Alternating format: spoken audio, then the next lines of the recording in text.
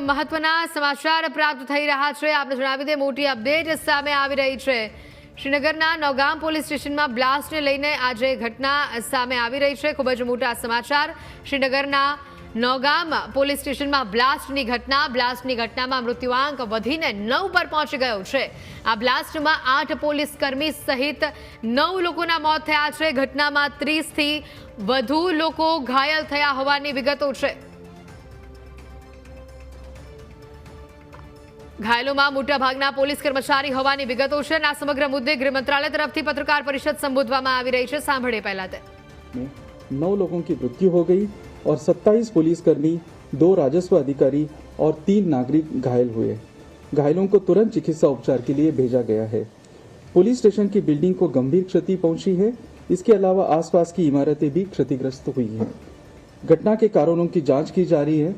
इस घटना के कारण कि कोई अन्य अटकलें अनावश्यक है। सरकार दुख की इस घड़ी में मृतकों के परिवार के साथ एकजुटता के साथ खड़ी है। जय हिंद। धन्यवाद। तो બ્લાસ્ટની ઘટનામાં મૃત્યુઆંક જે છે તે વધ્યો છે। 8 પોલીસકર્મી સહિત 9 લોકોના મોતની વિગતો સામે આવી રહી છે, જ્યારે 30 થી વધુ લોકો આ ઘટનામાં ઘવાયા હતા, જેને લઈને અત્યારે ગૃહ મંત્રાલય તરફથી પत्रकार परिषद સંબોધવામાં આવી। આતંકી મોડ્યુલ પાસેથી જપ્ત વિસ્ફોટક ફાટ્યો હોવાની વિગતો છે।